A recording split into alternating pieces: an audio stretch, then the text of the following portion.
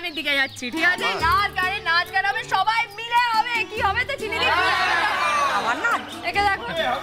একে দেখো কিরকম দাঁড়িয়ে আছে একা একা, গোমরা মুখ করে দাঁড়িয়ে আছে, কেউ পাত্তাও দিচ্ছে না, কেউ কথাই বলছে না। আমি চলে যাবো এখান থেকে, চলে যাবো। এই তুমি চলে যাবে তো? হ্যাঁ যাবো। যাও দেখি। অনেকবার তো বলছে চলে যাবো যাও, তো সহজ না বুঝলে। চলে যাও। আর এই যে শিল্পী ম্যাডাম, আপনি একটা কাজ করুন না, আপনি একটু আজকাল দিনের নাচ আমাদের শেখাতে পারেন তো? কি শেখাতে পারে তো? শেখাও। না, আমি এসব বিচ্ছিরি জিনিসের সঙ্গে নিজেকে জড়াতে চাই না। ঠিক আছে, জড়াবে না তো জড়াবে না, আমরা তো জড়াবো।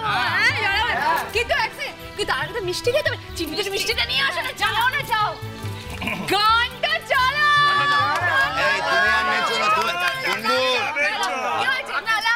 চলো।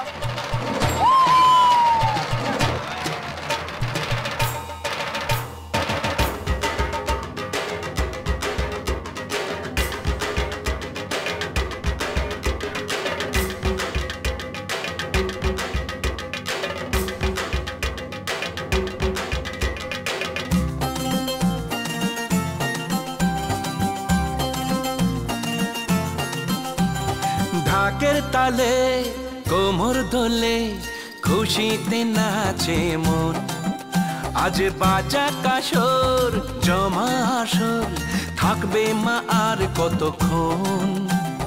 ঢাকের তালে কোমর দোলে খুশিতে নাচে মন, আজ বাজা কাসর জমা আসর থাকবে মা আর কতক্ষণ। মায়ের রূপে মন ভরে যায়, প্রণাম জানাই রাঙা পায়, করে ধুনচি দু হাতে নাচে রে এখন।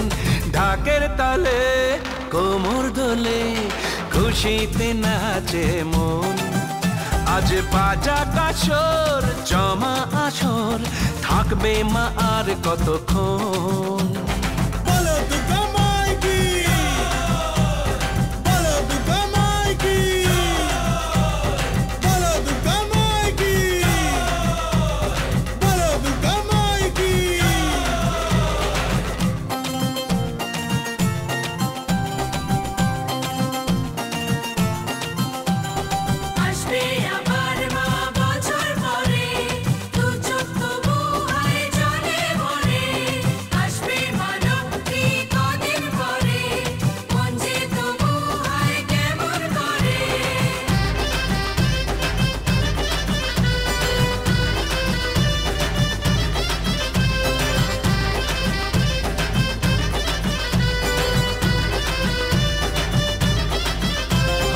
জানাবো মাকে জানাবো আজ আমারে মনের আশা, যেন এ মনে এই জীবনে থাকে এমনই ভালোবাসা। মায়ের ভাষান হবে রে আজ, চলছে বড় আরতি নাচ, ঢাই কোড়া কোড় ঢ্যাম কোড়া কোড় তোলে রে মাতন। ঢাকের তালে কোমর দোলে খুশিতে নাচে মন, আজ বাজা কাসর জমা আসর থাকবে মা আর কতক্ষণ।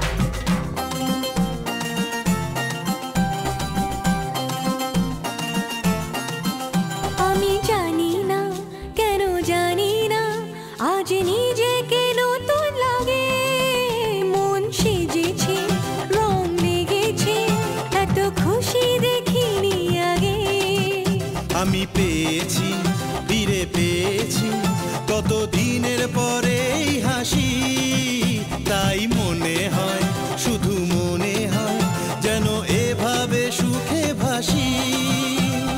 বরণ শেষে সিঁদুর খেলা থাকবে মনে বিদায় বেলা, আজ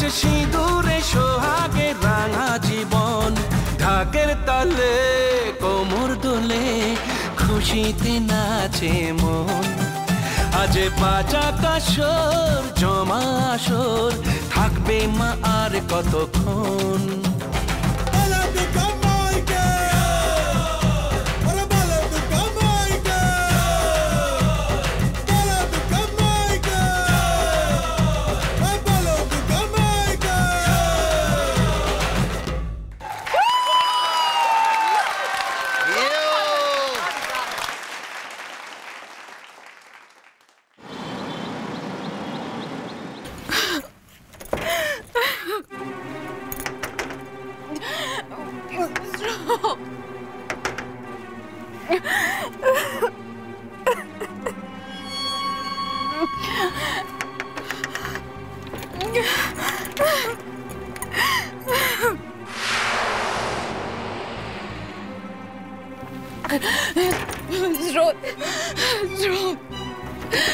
প্লিজ প্লিজ দরজাটা খুলে দাও প্লিজ।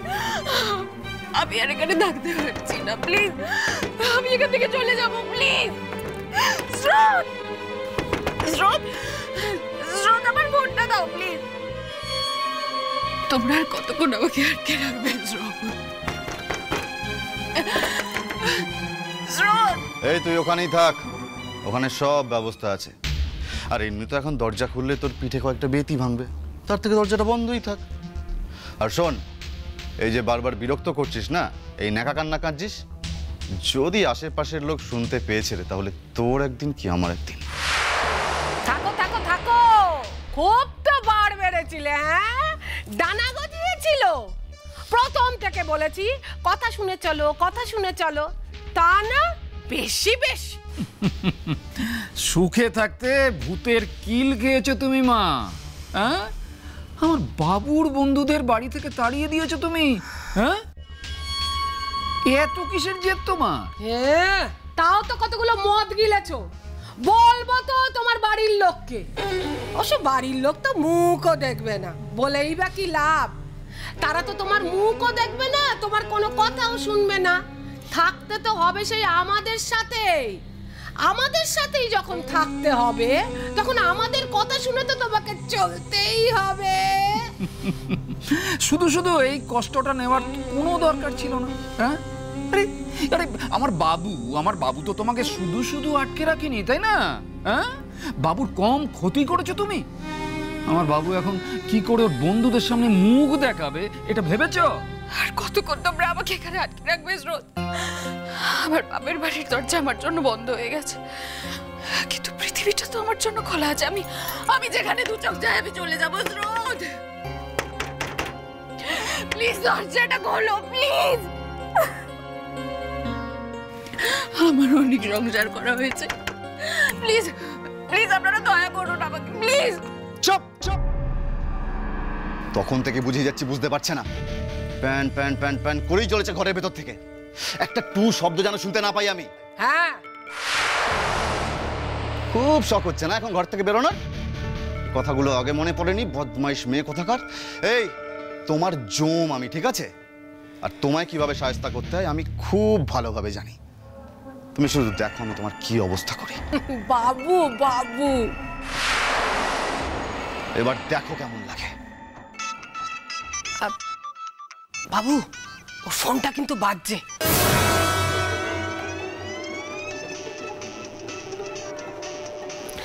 আস্তে আস্তে, ওর বাপের বাড়ির ফোন।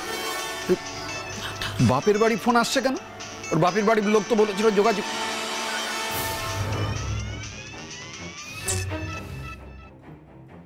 হ্যাঁ গুনগুন, বলো বলো বলো, কেমন আছো?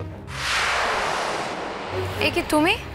মানে আমি তো সাজিকে ফোন করলাম, সাজি ফোনটা তুললো না কেন? মানে কোথায় আছে সাজি? না না, আছে, ও ঘুমোচ্ছে। কেন গো, তুমি কি শুধু সাজির সাথে কথা বলবে বলেই ফোন করেছো? না না, সেরকম কিছু না, মানে তোমার সাথেও কথা বলা যায়। তুমি কেমন আছো? হ্যাঁ ভালো আছি গুনগুন, তুমি কেমন আছো? এই ভালোই আছি। এই তো আজকে স্বাদের অনুষ্ঠান ছিল, এই সব লোকজন গেল, এত খাবার, এত আয়োজন, তাই না? আমি মানে সাজি তো আসতে পারলো না, আমি না তোমাদের জন্য একটু খাবার তুলে রেখেছি, বুঝেছো? আমার না মনটা খুব খারাপ করছিল সবার জন্য, যে এত আয়োজন, এত খাবার দাবার, কিন্তু সাজিয়ে এলো না, ও কিছু খেলেও না। মানে বুঝতে পারছি যে বাড়ির কেউ ওর সাথে যোগাযোগ রাখতে চায় না, কিন্তু আমার না সাজির কথা খুব মনে পড়ছিল। তাই আমি না ডিসাইড করেছি আমি কিছু খাবার দাবার নিয়ে তোমাদের বাড়ি আসবো।